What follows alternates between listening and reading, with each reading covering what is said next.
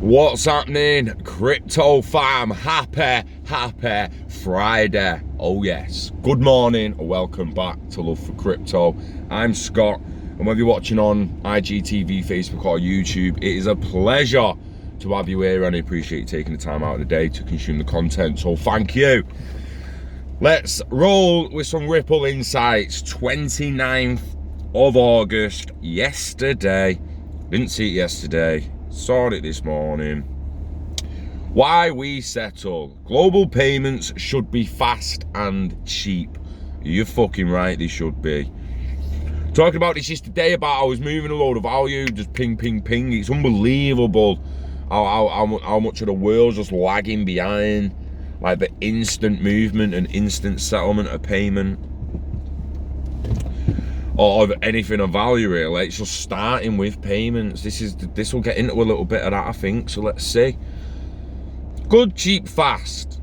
In the retail and service industries, customers face inherent trade-offs. Good, cheap, fast. It is commonly thought that a company, product or service can achieve two of the three, but it's nearly impossible to find an offering that incorporates all.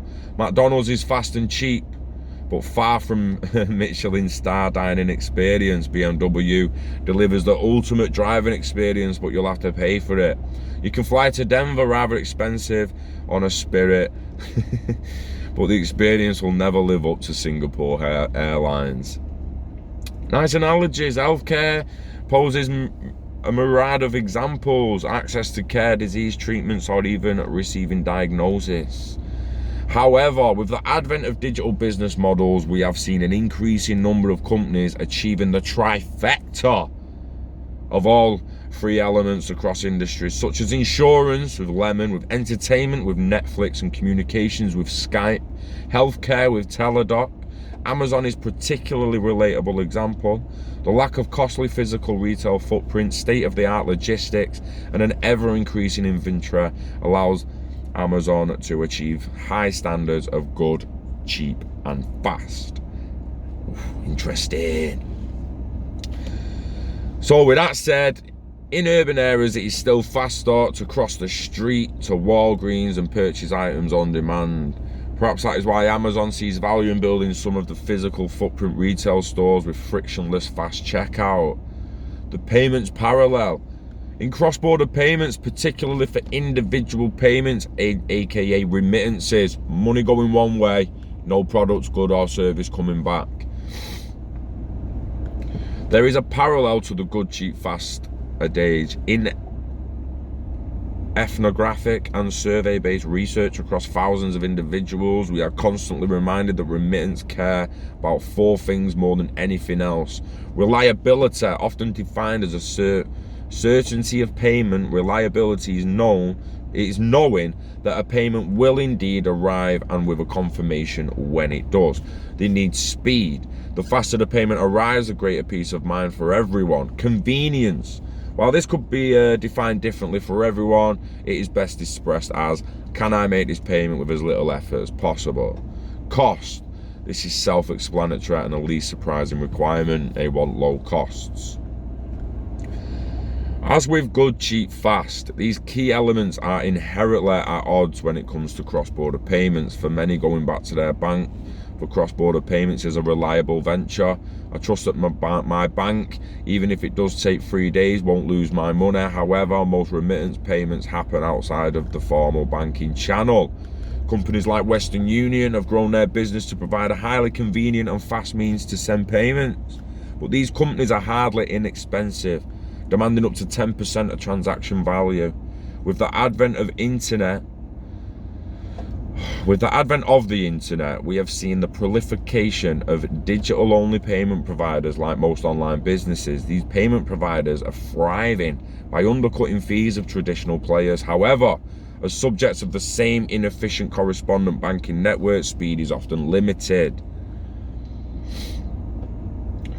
Do we have to settle? The greatest trade-off of these four elements is between speed and cost when it comes to reliability and convenience. These are manageable attributes, become increasingly so as more consumers come online and adopt modern mobile technology. The proliferation of digital wallets for payment services, even amongst the unbanked, has been a widespread phenomenon. So why would speed and cost be two odds? To answer this, we must look at the difficulties of moving money between currencies and the institutions that are licensed to handle these transactions. Even though most remittances happen outside the traditional banks, banks are the critical layer to any cross-border fiat payment system today, providing settlement and foreign exchange capabilities for global payments. However, cross-border settlement through this system is far from instantaneous due to a function of batch processing, limited bank operating hours, and fragmented providers and systems. This doesn't make speed impossible, it just requires a workaround through something called pre-funding. That is having accounts in the designated countries with enough capital to make the payout to a receiver instant. This itself may solve for the speed dilemma, but now we're back to the issue of cost. A series of a respondent and correspondent network of participants utilised by bank and non-bank remittance providers adds cost to the complexity. Cost increases significantly, as much as 35% according to McKinsey when a payment provider opens, maintains and pre-funds accounts around the world. The risk, cost and hassle creates an immense burden, which is passing along to the end user in the form of fees, disadvantaged exchange rates. Guys, the critical next question, which we'll explore our next post, is simpler. Do we have to accept that there will always be a trade-off between speed cost? Hell no we don't. Hell no we don't. And it's ILP, baby. It's ILP. So on the XRP ledger you can set your own fees and all that. I'm sure people know that. Someone set 50k by accident ages ago. We highlighted it. Got the community talking about it. Before you know it, it's all being explained and shit. But it's extremely interesting the way they kind of dripped it all in that, innit? And then right at the end, they're like, oh, we've pretty much hint towards ILP without pretty much saying it and saying stay tuned for the next story. God knows when that's going to be. It was on Ripple Insights, go and take a look at it, but the be-all and end-all of it, guys, is payments and settlements are not fast enough. They're just not fast enough. And at the end of the day, if they're not fast enough for today, they're definitely not fast enough for 2020, 2023, 2025, or 2030. They are just not. They're not cheap enough, they're not fast enough, they're not reliable enough.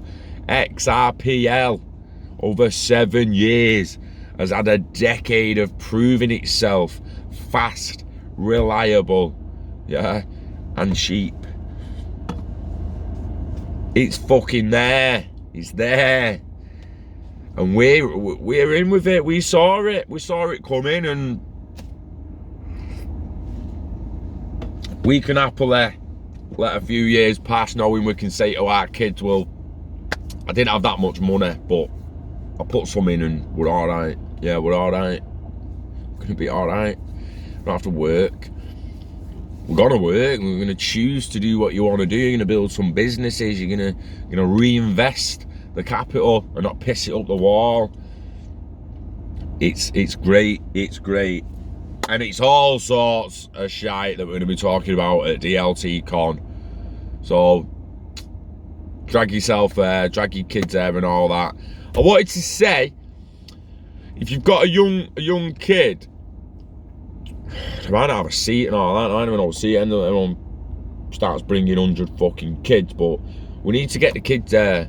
We need to try and get some kids there. We need to try and bring some of your kids, some of your teenagers, and we need to try and start explaining distributed ledger technology to them and how they can utilize it moving forward, make a career out of it, make their life more comfortable out of it, and get financially stable out of it, basically. So yeah, get to DLTCONs. A week left to grab your tickets. It is a week tomorrow. It's happening. It's getting close, guys. So get in that description, excuse me, and get your ticket. If you've been paid, because it's Friday, you know the script. Don't delay. Go get some crypto today. Make sure a bit of it's XRP. Live long and hodl it. Enjoy your weekend, even if you're working. It's just more zerps, baby. Long run. Just more Zerps long run. We love crypto. We love XRP. And we love you. Happy Friday. Peace.